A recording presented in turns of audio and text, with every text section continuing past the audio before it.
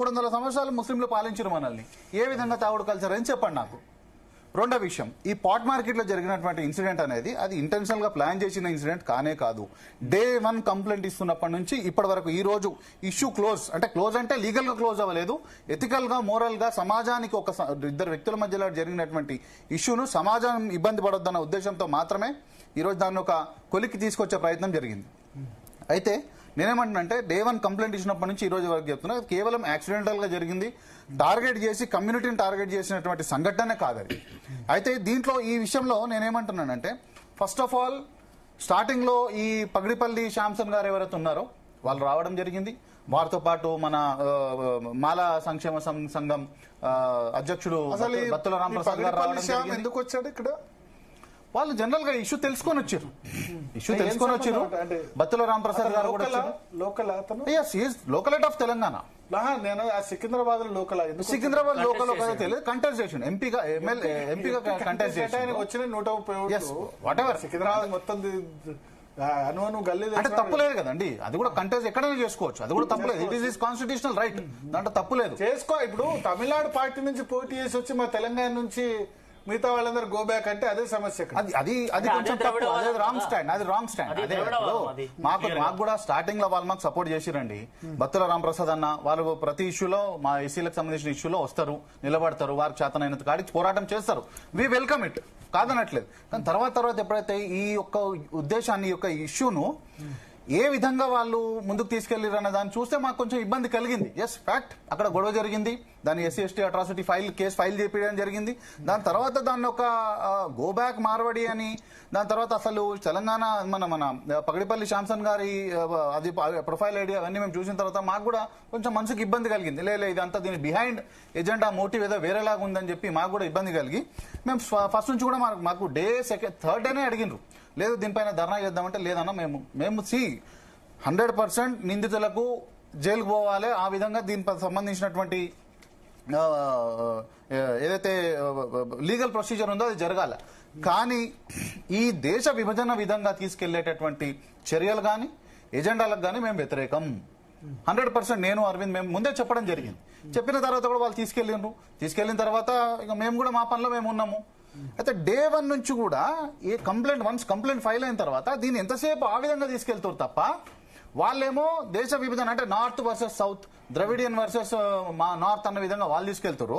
ఇక పొలిటికల్ పార్టీల విషయానికి వస్తే బీజేపీ, కాంగ్రెస్, నేనేమంటున్నా సబ్జెక్ట్ టు కరెక్షన్ మేబీ ఎవరన్నా అన్నిండొచ్చు కనుక, కానీ మెయిన్ హెడ్స్ ఎవరైతే ఉన్నారో మాధవీలత గారు, రాజా సింగ్ గారు, బండి సంజయ్ గారు, మన మహేష్ గారు, మహేష్ గౌడ్ గారు, మన పిసిసి ప్రెసిడెంట్ అధ్యక్షులు వారు వీళ్ళు ఎంతసేపు మార్వాడీల గురించి మాట్లాడుతారు తప్ప మరి బాధితుని గురించి ఎవరు ఎందుకు మాట్లాడలేదు? నేను సీరియస్ గా అడుగుతున్నా. ఎందుకు బాధితుడు మాత్రం ఆయన గురించి ఎవరు అడ్రస్ చేయరు? సాయి గురించి ఎవరు ఎందుకు మాట్లాడలేదు? నేను సీరియస్ గా అడుగుతున్నా. సాయి గురించి కూడా మాట్లాడాలి. నేను చూసా చాలా మంది సాయి వాళ్ళిద్దరు ప్రెస్ మీట్ పెట్టిన తర్వాత సాయిని ఏమంటారు తెలుసా? సోషల్ మీడియాలో కొద్దిమంది పెయిడ్ ఈ తుకడే గ్యాంగ్, నువ్వు మార్వాడీల దగ్గర ఎంత డబ్బు తీసుకుని కాంప్రమైజ్ అయినావు అని అంటారు సాయి. ఒక నిమిషం అదే ప్రశ్న మమ్మల్ని కూడా అడిగారు. ఈ రోజు క్లోజ్ అయ్యే ఇష్యూలో కూడా నేను పర్సనల్ గా మేము ఉండి అదంతా హ్యాండిల్ చేసింది మేమే. నేను వాళ్ళని అడుగుతున్నా మీరు కమ్యూనిస్టుల దగ్గర లేదా సోకాళ్ళు తుకడ గ్యాంగ్ దగ్గర ఎంత డబ్బు తీసుకొని ఈ వాదాన్ని తీసుకెళ్తారు? Let me speak. నేనేమంటున్నా, మీరు ఎంత తీసుకురో మేము కూడా ఎంత తీసుకున్నాం. మీరు ₹1 తీసుకుంటే మేము ₹1 తీసుకున్నాం. మీరు 100 కోట్లు తీసుకుంటే మేము 100 కోట్లు తీసుకున్నాం. మీరు ఐడియాలజీ కోసం పనిచేస్తే మేము కూడా దేశం కోసం పనిచేస్తున్నాం. అంతే. My our answer is simple. దళితులు అనేటటువంటి వాళ్ళ మీద దేశ విభజన మచ్చ పడొద్దన్న ఒకటే ఒక కారణంతో ఈ రోజు ఆ ఇష్యూ కాంప్రమైజ్ చేసినాం తప్ప మార్వాడీల మీద ప్రేమతో గానే కాదు. ఎస్, మార్వాడీలు మా కల్చర్ ను ఒకవేళ డిస్ట్రాయ్ చేస్తుంటే కనుక దాన్ని వ్యతిరేకించాల్సిందే. ఎస్, మార్వాడీలు ట్యాక్స్ ఎగ్జంప్షన్ ఇష్టం వచ్చినట్టు దొంగ వ్యాపారాలు, జీరో వ్యాపారాలు చేస్తుంటే కనుక ఎస్ దాన్ని వ్యతిరేకించాల్సిందే.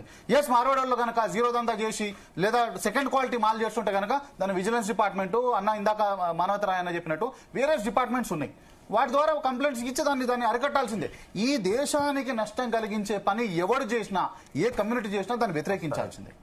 ఇక పగడిపల్లి శాంసన్ గారి విషయం ఎస్, స్టార్టింగ్ లో ఇష్యూలు వచ్చి మాకు మద్దతు తెలిపినందుకు మేము వీఆర్ థ్యాంక్ఫుల్.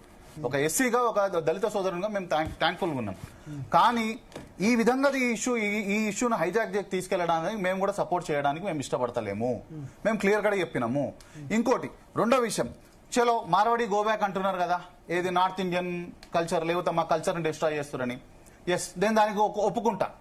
మరి నేను సూటిగా ప్రశ్న అడుగుతా, ఇదే మార్వడి గో బ్యాక్ అన్నటువంటి ఈ సోదరులు, మా సోదరులు ఎవరైతే ఉన్నారో, మరి వీళ్ళు ఇదే దాడులు దళితుల పైన ముస్లిం వర్గాలు చేసినప్పుడు ఎందుకు మాట్లాడట్లేదు? నేను సూటి ప్రశ్న అడుగుతున్నా. చలో మార్వాడి గో బ్యాక్. మరి ఈ దేశంకి సంబంధించినటువంటి కల్చర్ డిస్ట్రాయ్ చేస్తున్నటువంటి పాస్టర్లు, మెయిన్ గా నేను టార్గెట్ చేసి చెప్తున్నా, పాస్టర్లు target in the sense just వాళ్ళని స్పెసిఫై చేసి చెప్తున్నా, ఈ రోజు ఈ తెలంగాణ కల్చర్ ని పూర్తిగా పాడు చేస్తున్నారు. మరి వాళ్ళు కూడా గో బ్యాక్. మరి ఈ దేశ కల్చర్ ని ఈ పబ్బులు గబ్బులు ఏపి పెట్టేస్తున్నాయి, మరి పబ్బులు కూడా గో బ్యాక్. మరి ఈ దేశ కల్చర్ ని ఇష్టం వచ్చినట్టు ఎవరికి నచ్చినట్టు వాడు ఏ విధంగా అంటే వాడు డిస్ట్రాయ్ చేస్తున్నారు. స్పెసిఫై చేస్తే చాలా మంది వస్తారు, మరి వాళ్ళు కూడా గో బ్యాక్. అదే విధంగా అసలు ఈ దేశంకి సంబంధమే లేనటువంటి, ఈ దేశ మూలాలకు సంబంధం లేనటువంటి కమ్యూనిస్ట్ పార్టీ ఈ దేశాన్ని విభజించే విధంగా కొన్నిసార్లు స్టేట్మెంట్ ఇస్తుంది. మేబీ నాట్ ఆల్వేస్, లేదా కొంతమందికి ఉండొచ్చు. Subject to correction. అది ఇండిపెండెంట్ వ్యూ లేకపోతే పార్టీ వ్యూ మాకు తెలియదు, ఇండిపెండెంట్ స్టాండా పార్టీ స్టాండా మాకు తెలియదు. మరి కమ్యూనిస్ట్ పార్టీ కూడా ఈ దేశానికి చెందింది కాదు కదా, అది కూడా గో బ్యాక్. ఇవన్నీ గో బ్యాక్ అయితే మార్వాడి కూడా గో బ్యాక్. నేనేమంటున్నా అంటే ఇక్కడ మార్వాడిని సపోర్ట్ చేయడము లేదా మార్వాడిని బ్యాకప్ చేయడం నా ఇంటెన్షన్ కాదు.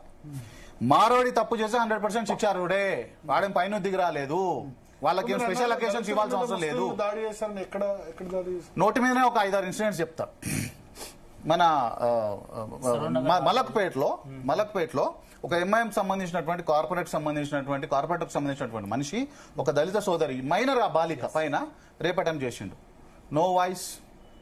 ఒక ఇదే మలక్పేటకు సంబంధించి ఏసీపీ పరిధిలో ఒక కేవలం మాంసం అంటే పేదరికాన్ని ఆసరాగా చేసుకుని ఒక 2-3 కిలోల మాంసాన్ని అప్పుడప్పుడు వారానికి ఒకసారి మాంసాన్ని ఆశ చూపించి 15 ఏళ్ల అమ్మాయిని దారుణంగా రేప్ చేసిండు. ఆ ఫొటోస్ చూస్తే మా కళ్ళలో నీళ్ళు తిరిగినాయి. ఆ ఇష్యూ పైన నవత గారు ఇంటర్వ్యూ చేస్తే వాళ్ళపైన కొంతమంది బేవర్స్ గారు కలిసి అట్రాసిటీ కేసు ఫైల్ చేస్తారు. దాంట్లో మేము వెళ్ళి నిలబడి మాట్లాడినాం ఏసీపీ గారితో, దాంట్లో నో వాయిస్. ఇదే మన మాలా వర్గానికి చెందినటువంటి నాగరాజ్ గారిని సరూర్ నగర్ లో నడి రోడ్డు పైన తల పగలగొట్టి చంపారు కేవలం వాళ్ళ అమ్మాయిని పెళ్లి చేసుకున్నందుకు, దానిపైన నో వాయిస్. ఇదే భవ్యశ్రీని ఏది మన నిజామాబాద్ లో అక్కడ రేప్ చేసారు, చిన్న పాప 8 ఏళ్ల పాప, 12 ఏళ్ల పాప. సారీ పేరు చెప్పినందుకు నన్ను క్షమించండి, దయచేసి పేరు తొలగించండి. ఆ అమ్మాయి పైన చెప్పినారు నో వాయిస్.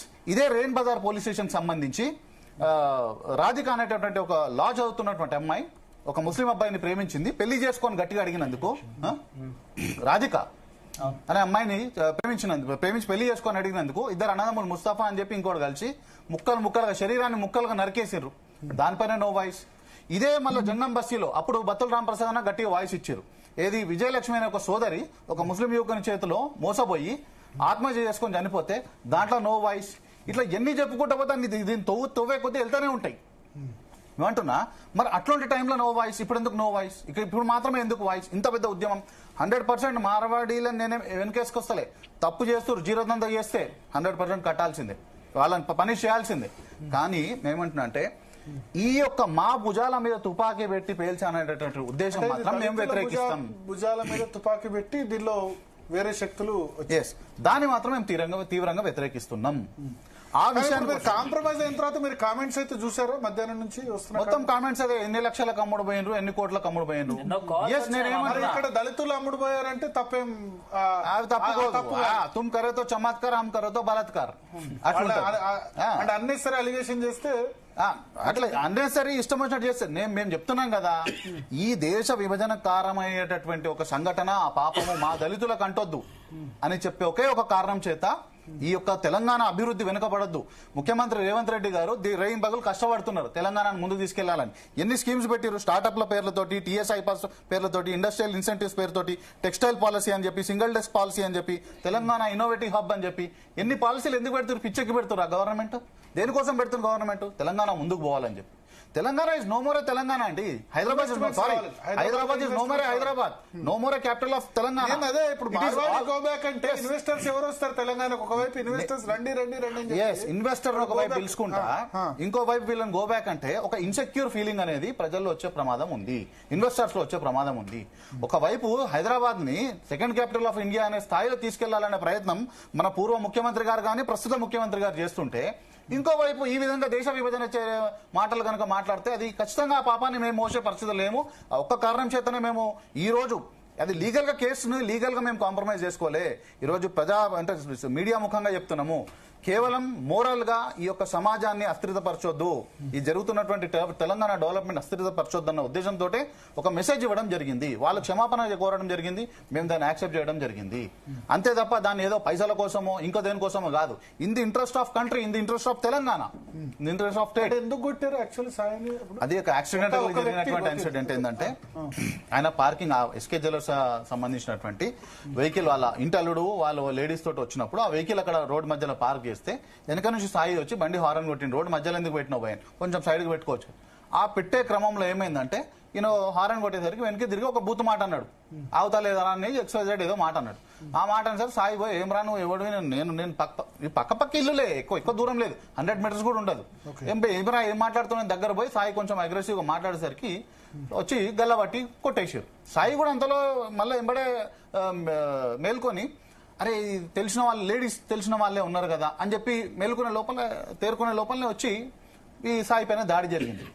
అది యాక్చువల్ గా ఎస్కే జ్యువెలర్స్ వాళ్ళు యాక్చువల్లీ సాయిని గుర్తుపట్టి ఆగి ఉండొచ్చు గనక, కానీ ఆగలేదు. వాళ్ళు ఆగి ఉండగలుగుతుండే కానీ ఆగలేదు, ఎందుకంటే డబ్బు మదం.